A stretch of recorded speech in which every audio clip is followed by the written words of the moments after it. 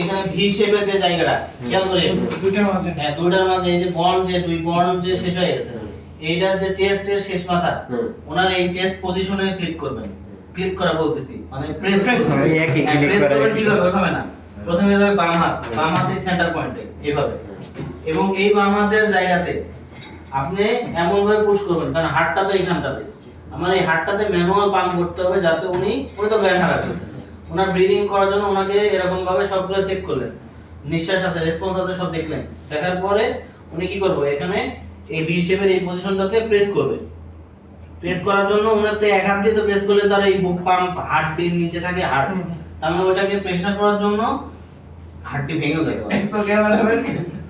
ভেঙে তো যেতে পারে নাকি অবশ্যই এখন কি ওই পজিশনটাতে আমি কি করব প্রেস করব যাতে ওই মানুষটার মাথায় অক্সিজেন যায় এমন একটা প্রেস করলেন দেখা গেল রক্ত একটু আগা যায় আবার ব্যাক চলে আসছে তাহলে কি হবে তাহলে প্রেসটা ওইভাবে করতে হবে যাতে ও বেশি দূর যায় তো আপনাকে ওই রিদমে হার্টের যে রিদম আছে না 120 পার মিনিটে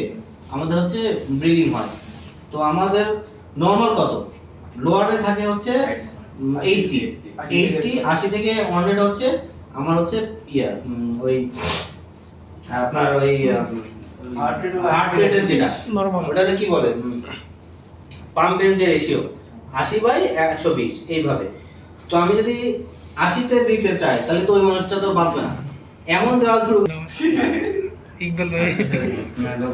এই যে এখানটাতে এখানে তো মোসাইক করেছে এখন কথা হচ্ছে চারটা এমন ভাবে দিতে হবে জানি উনার বুকের যে পার্টটা 3 ইঞ্চি পর্যন্ত দেবে মানে তো হিউজ বুঝতে পারছেন ইকবাল ভাই। 3 ইঞ্চি না আমি তাই বলতেছি পজিশনটা দেখেন আরে এখন কে দিবেন এখন এই পজিশনটাতে আমি আছি হ্যাঁ যখন এখানে দেব দেন একটা যদি মনে করেন যে আপনি এভাবে পারতেছেন না তাহলে উপরে উঠে উনার নিবেন। পাশে পা দিবেন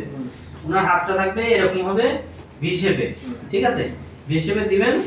এবং এই পজিশনটাতে ওনাকে সরে দেওয়ার পর দেখবেন হচ্ছে ওনার বুকটা একদম স্ট্রেট কাট হয়ে গেছে তাহলে এখন এই পজিশনটাতে যদি আমি ভি শেপ দেই এইখানে এই পর্যন্ত আসলো হ্যাঁ আসার পরে এইটা আমার এইখানকার চাপ থাকবে তাহলে এমন পুশ দেব যাতে উনি অ্যাট লিস্ট 3 ইঞ্চি পর্যন্ত ওনার হাতটা দাবে বা বুকের এই পজিশনটা দাবে দেবে যাওয়ার পর